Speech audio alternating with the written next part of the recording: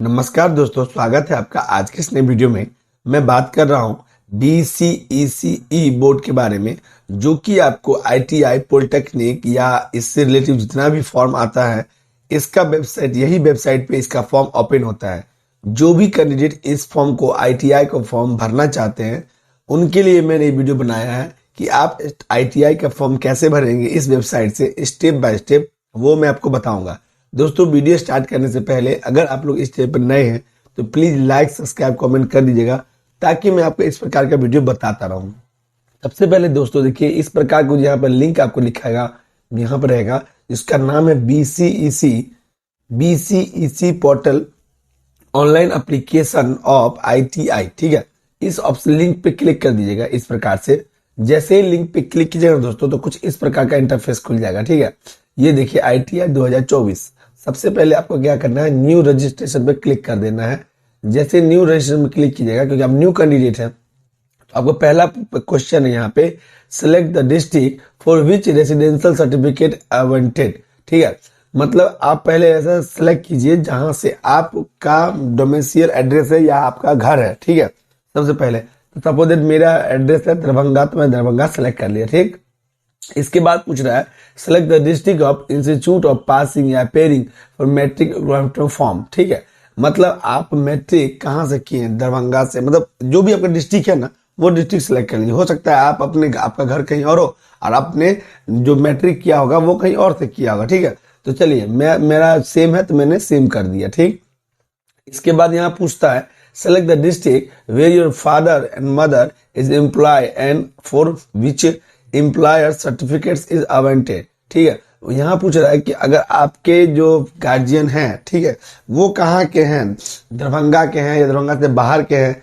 जो भी है, मतलब आपका जो एड्रेस है, ठीक है, सर्टिफिकेट के हिसाब से जो एड्रेस है, वो उसके हिसाब से पापा और मम्मी आपके कहाँ के हैं। ठीक है, तो मेरा ये भी सेम है, मतलब मेरे ही पास साथ रहते या उनके साथ भी मैं रहता हूँ, और यही सब कोई दरभंगा से ही है, तो मैंने दरभंगा ही सिलेक्ट कर दिया बस। ठीक है, एक साथ, मतलब क्या तीनों मेरा सेम ही चीज है। ठीक है, मैं पढ़ता भी दरभंगा में हूँ, मेरा रेसिडेंशियल एड्रेस भी दरभंगा ही है, मेरे मदर फादर दोनों भी दरभंगा में ही रहते हैं। ठीक है, तो यहाँ सेलेक्ट कर लिए, जहां रहते हैं इसके बारे में यहाँ पूछ रहा है, तो वो आपको सेलेक्ट कर देना। ठीक है, चलिए अब इसके पूछ रहा है डिस्ट यहाँ पे कि आप जो पढ़िएगा, स्टडी करिएगा, तो वो कहाँ से करिएगा।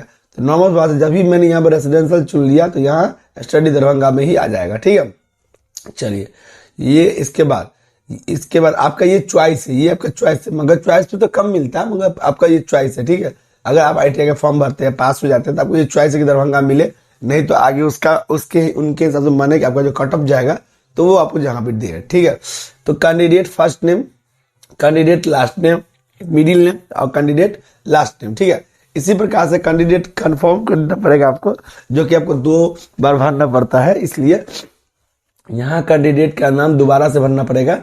ठीक है, कंफर्म करने के लिए।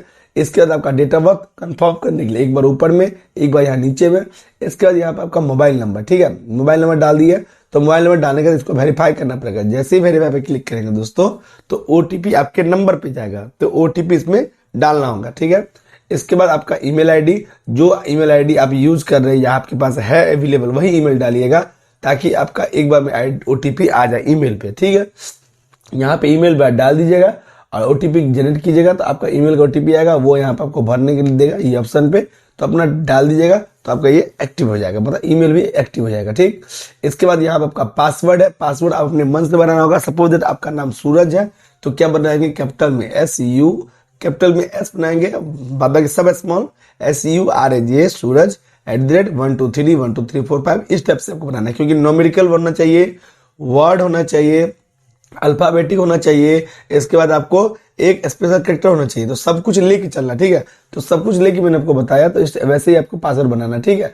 चलिए इसके बाद यहाँ पर सिक्योरिटी आंसर पूछ रहा है, सिक्योरिटी क्वेश्चन। मान लीजिए गलती से आप पासवर्ड भूल गए, तो आप अगर फॉरगेट करते तो कुछ पूछा जाएगा क्वेश्चन, जो आप अभी सेव कर लीजिएगा आप, तो उस समय वो क्वेश्चन पूछा जाएगा। अगर आप सही बता देते तो आपका पासवर्ड रिसेट कर सकते हैं। ठीक है, तो मेरा जैसे क्वेश्चन पूछा, what was your childhood name, what is the name of your favourite childhood friend, name of the first teacher. तो इसमें से जो भी ऑप्शन आपको अच्छा लगे वो आप सेलेक्ट कर लीजिए।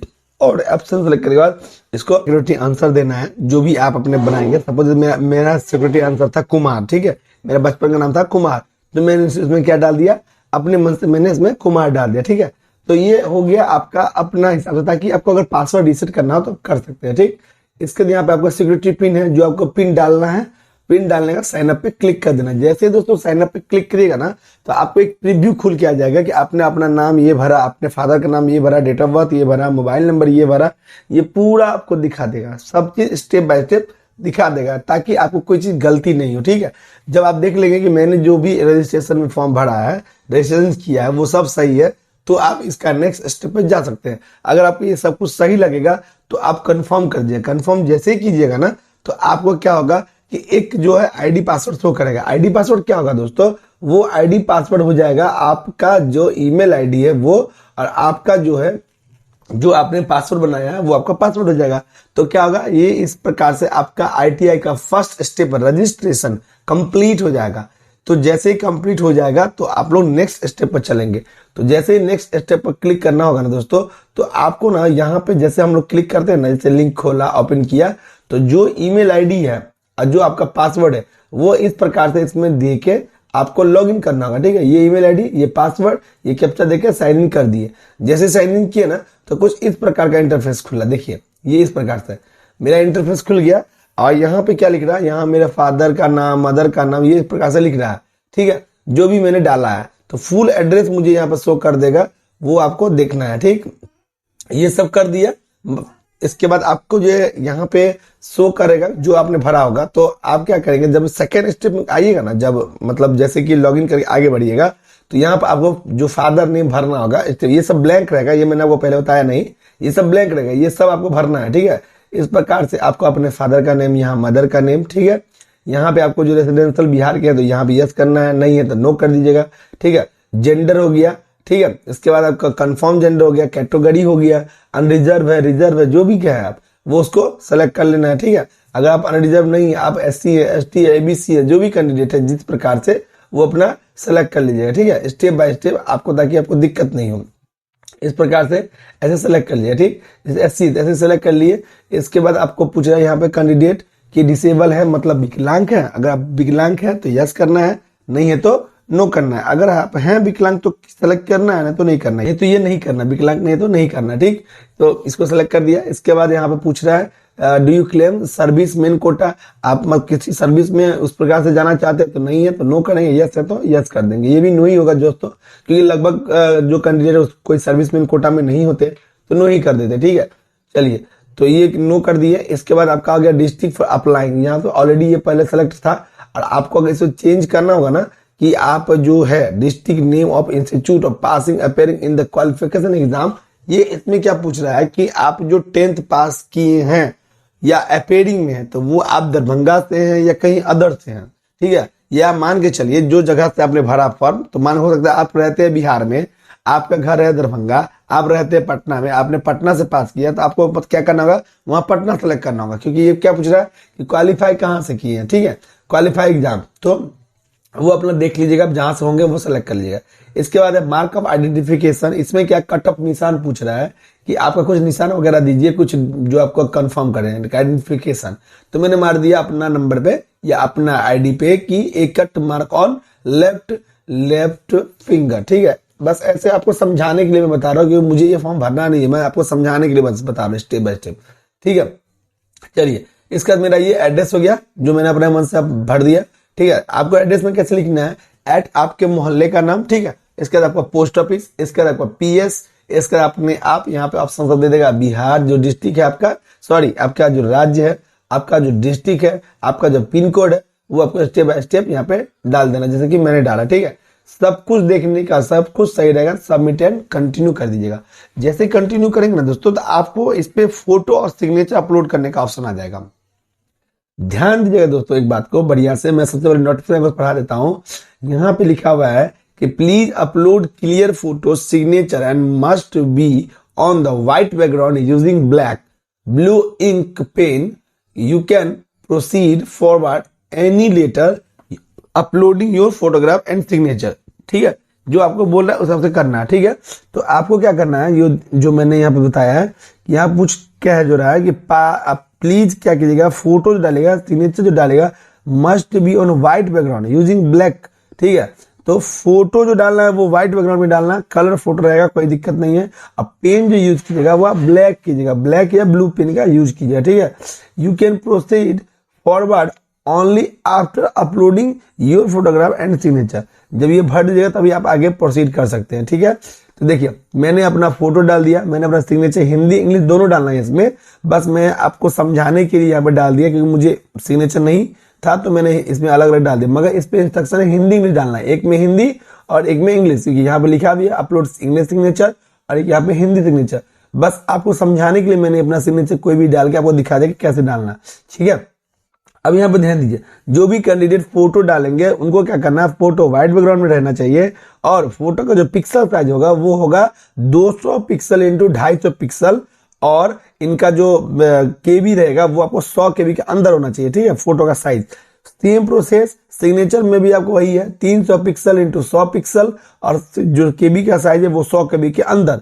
ठीक है, तो दोस्तों जो भी कैंडिडेट ये फॉर्म भरिएगा तो आप जो फोटो अपलोड करना होगा, सिग्नेचर अपलोड करना होगा, तो आप इस प्रकार से ही अपलोड कीजिएगा जैसे यहाँ पे लिखा हुआ है। ठीक है, अगर आपको फोटो रिसाइज करने का ऑप्शन नहीं पता है, जो कैसे इसको रिसाइज करेंगे, फोटो अपलोड कैसे करेंगे, तो मैं नेक्स्ट वीडियो बना दूंगा आज से कल में, तो आपको वो कर लेना है कि आप फोटो और सिग्नेचर अपलोड कैसे करेंगे, उसका वीडियो आप देख लीजिएगा। ठीक है, तो मैं आपको वो बता दूं क्योंकि मैं इसमें वीडियो में बताऊंगा तो थोड़ा वीडियो बहुत ज्यादा लंबा हो जाएगा, आप बोर हो जाओगे, तो ये इस प्रकार से वो करना है। ठीक है, फोटो सिग्नेचर अपलोड कर देना है।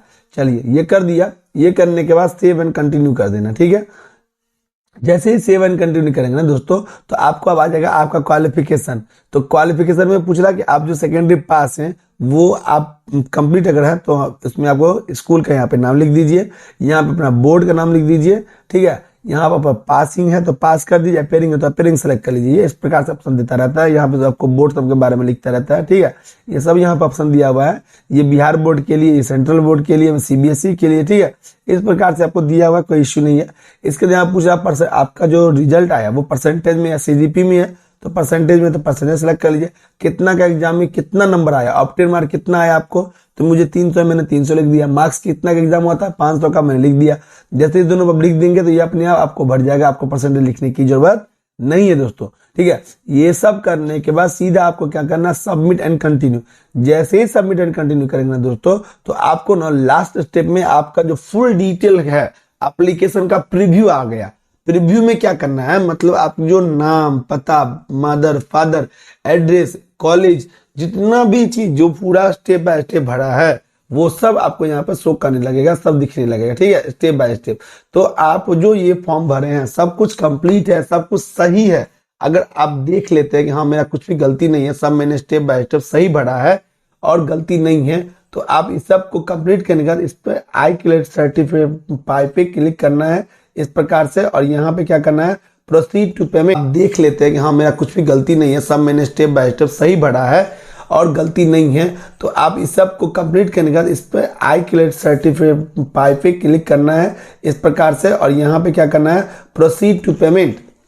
जैसे ही प्रोसीड टू पेमेंट कीजिएगा दोस्तों इस प्रकार से, तो ये आगे बढ़ जाएगा और आगे बढ़ने के बाद आपको जो पेमेंट करना है उसका लिंक जनरेट हो जाएगा। अब आपको जो पेमेंट कटेगा, क्योंकि मैंने एससी सेलेक्ट किया तो मुझे 100 रुपये ही पेमेंट कटेगा, मैं जनरल में सेलेक्ट करता तो 750 पेमेंट करता। मैं आपको समझाने के लिए बस बता रहा हूँ कि मुझे करना नहीं है। ठीक है, तो बस आपको समझाने के लिए यहाँ क्या करना है, आपको क्रेडिट कार्ड से, नेट बैंकिंग है, वॉलेट्स है। ठीक है, तो वॉलेट्स पे देख लीजिए एक बार, वॉलेट में किसका से मूवी को क्या वॉलेट शो कर रहा है, तो ये नहीं करना है। सीधा डेबिट कार्ड पे आ जाइए, डेबिट कार्ड नंबर इस प्रकार से डालना है जहां पे पूछा जा रहा है card number, expiry, CVV, card holder name, और मैक प्रोसीड पेमेंट कर देना। जैसे ही मैक प्रोसीड पेमेंट कर देंगे तो आपका पेमेंट जो है कट जाएगा, कार्ड पे ओटीपी जाएगा और जो आपका रजिस्टर मोबाइल नंबर है उस पर ओटीपी डाल के, उससे जो ओटीपी आएगा इसमें डाल दीजिएगा, प्रोसीड कर लीजिएगा, पेमेंट आपका कट जाएगा और इससे एक रिसीविंग निकलेगा। जो रिसीविंग निकलेगा ना दोस्तों 4 या 5 पेज का, वो रिसीविंग रखना बहुत जरूरी है, क्योंकि आप जो फॉर्म भरेंगे तो वो रिसीविंग से जब आप रिजल्ट आपका पास हो जाएगा, आप निकल जाएंगे एग्जाम में, तो वही रिसीविंग से आपका जो है काउंसलिंग होगा। काउंसलिंग के अगर आप जैसे कि एडमिशन के टाइम वही रिसीविंग देखा जाएगा आपको बाय काउंटर काउंटर। जिस भी कॉलेज में आपका एडमिशन होता है मान लीजिए, तो वही रिसीविंग से होगा। तो रिसीविंग बहुत अच्छा रखना है, PDF सेव करके रख लीजिएगा अच्छा से। दोस्तों अगर आप लोग इस तरह नए हैं तो प्लीज़ लाइक सब्सक्राइब कमेंट जरूर कीजिएगा, ताकि मैं आप लोग को बताऊँ ऐसा कि हाँ आप स्टेप बाय स्टेप फॉर्म को भर सके। कोई दिक्कत कोई परेशानी हो दोस्तों तो प्लीज़ आप कमेंट कीजिएगा, सब्सक्राइब करके रखिएगा, तो मैं आपको कोई भी प्रॉब्लम होगा तो आपको बता दूंगा। एक बात और दोस्तों ध्यान रखिएगा, जो भी फोटो आप इस पर डालिएगा ना वो फोटो आप निकाल लीजिएगा, क्योंकि अगर आप एग्जाम क्वालिफाई कर जाते हैं तो जो फोटो से आप फॉर्म भरिएगा वो फोटो आपको जब तक आप एग्जाम पूरा मतलब कोई आपका जो सेमेस्टर है वो कंप्लीट नहीं हो जाता, ITI कंप्लीट नहीं हो जाता, तब तक वो फोटो का जरूरत होता रहेगा, पड़ता रहेगा। तो आप लोग फोटो को अच्छा से रखिएगा, जो फॉर्म भरेगा उसका जो रिसीविंग है वो अच्छा से रखिएगा। थैंक यू दोस्तों।